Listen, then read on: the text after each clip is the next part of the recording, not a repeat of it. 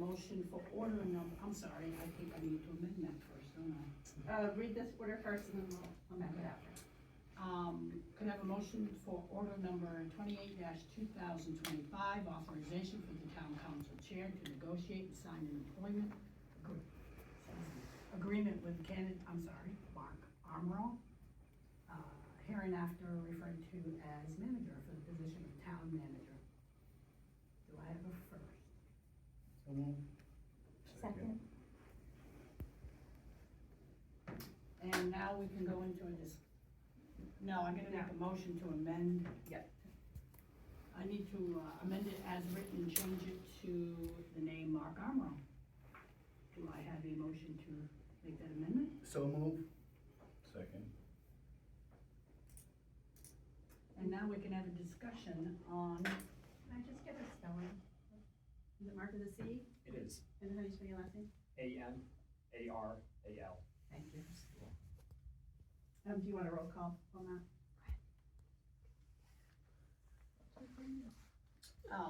yes, please. Adam Lynch, Yes. E. Trahan, Yes. Mike Joseph, Yes. Fran Hudson. Yes. And Doris LeBranch. Yes. A motion to amend order number 28-2005 to change candidate A to Mark Amaral. Passes 5-0. And now we will hold a discussion on the hiring of Mr. Armstrong. Does anybody want to discuss the hiring? I'd like to say something. Go ahead. Through the chair. Now that I've gone through this process a few times, with different town managers, excuse me, I'd just like to say that, even though that the council has the right to, go through process and deal with picking a town manager the way we choose to, I'm just not really happy with the process that we're through this time. Nothing against Mark personally. I just wish that, I feel that as a town with the track record that we had, I just wish we could have somehow did something differently. I mean, we might have still come out with the same outcome, but I really wish that we could have done something different. I know we're capable of doing it, and I do know that we did spend the money we did the last time, and even spending the money we did, we still ended up with a town manager not sticking around very long, for whatever reason. And I just think we could have done better, and I think as a town, we should have done better. Through the chair. Go ahead, Mike. The process came about when MMA actually brought back and told Mark that he should reapply, and that's where we got it from. We got it from MMA, where we had already interviewed him before.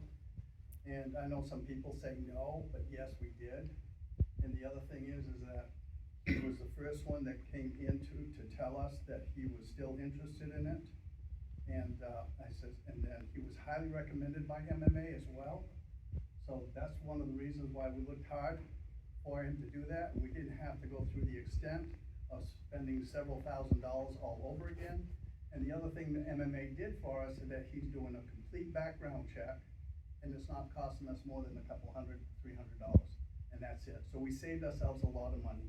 Even though Steve couldn't make it because of the fact of some issues he had, I still think this was the person that we needed to vote for, and I said, I think he'd be the perfect candidate, because he was actually gonna be the candidate.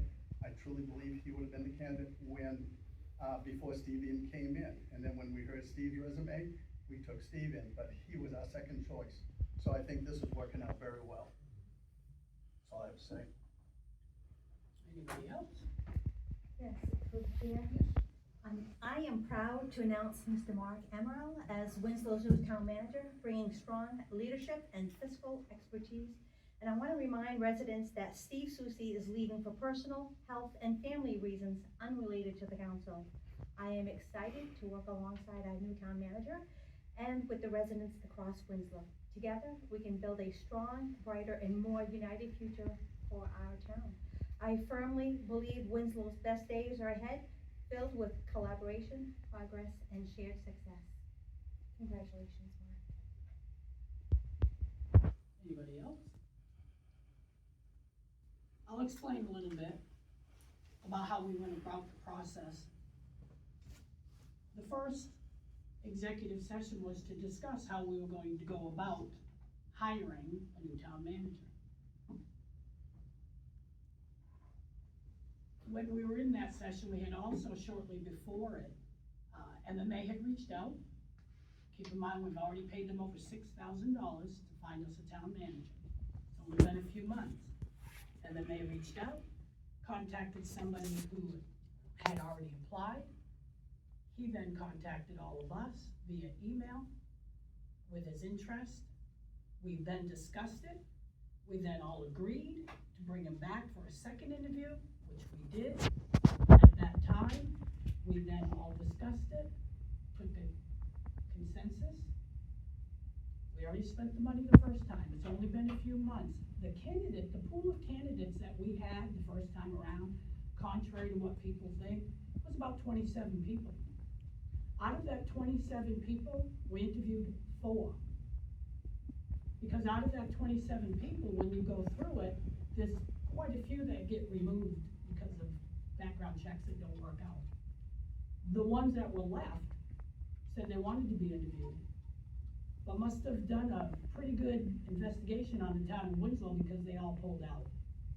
They changed their mind, didn't want to come to Winslow. So we ended up with 4. And then, when it was decided, before hiring the last town manager, we could have put the applications out for a further amount of time, but MMA instructed us that you will get no more applicants. There are none. There's hardly any people who are experienced, qualified town managers in the state of Maine. Don't bother spending the money. It's not gonna happen. You're not gonna get them. So what did we do? We tried sticking with the fact that we did spend that money, and unfortunately, if we all had a crystal ball and could have seen that our current town manager who had to resign was not gonna stay, of course we wouldn't have hired him, but we don't have a crystal ball, and it wasn't a bad decision. It was just a bad circumstances that came from it. I wanna welcome you, Mr. Armstrong, and hopefully the town will receive you as well as we did, and I wanted to congratulate you. I didn't handpick anybody, as some people say. So it is all of us, and it's rather insulting that you would all, some, say that Fran handpicked this one, Fran hit. You give me more power. Honestly, it's flattering, but I don't have that kind of power, and these people have a mind of their own and brain of their own, so they can think and speak for themselves. So to start out on the right foot, again, congratulations, welcome. We look forward to working with you.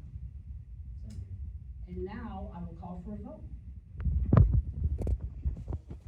So, motion to approve order number 28/2025 as amended. We're changing candidate A to Mark Emerald. Lee Trahan, No. Mike Joseph, Yes. Doris LeBrand, Yes. Adam Lynn, Yes. and Fran Hudson. Yes. Motion passes 4-1. Audra?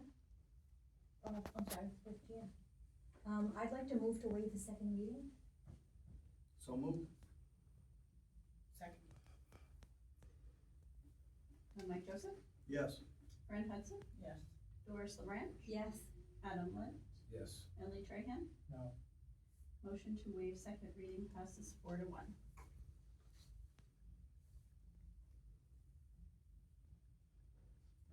Welcome. Welcome, Mark. I have one more thing before we close the meeting, and I'm going to address it first to this council.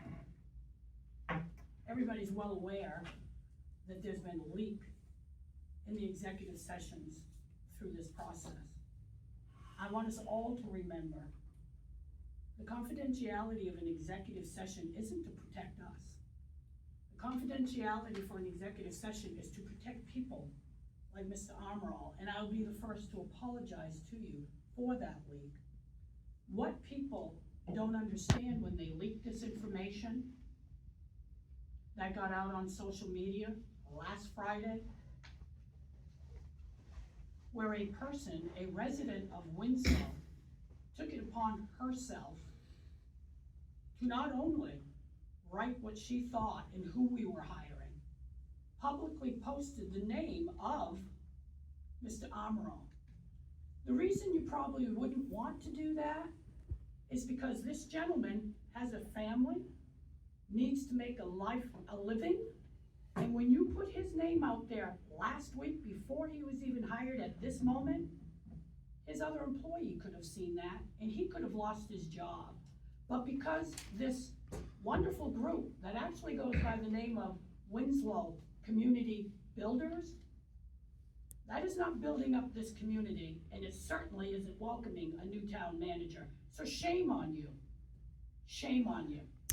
Because you put his family and himself and his livelihood by not only posting his name, but his LinkedIn account with everything on it for his employee to see. Through the So chair, that may I is clarify your bullshit. comments? You can now leave. You're not You being can honest now about leave. that. You are out of order. You can leave. No, ma'am. So anyway, again, I want to reiterate the fact that executive session is not to be a secret for us, to keep from all of the people. It is to protect people, like the innocent people. And I'm kind of wondering now, how many people are going to come apply the next time, knowing how our own residents would put their jobs at risk by publicly naming them before they've been hired. Through the chair, may I respond if you're going to address me at a meeting? No, there is no public comment. Through the chair, it's not a public So, comment. I'm now going to adjourn this meeting. Can I have a vote? Everybody in favor? In favor? This The meeting is council adjourned. can make those claims, but the council might be the one actively harassing town members and former town managers. She lied about what happened in this meeting. They sent a police officer to my house to investigate a civil matter.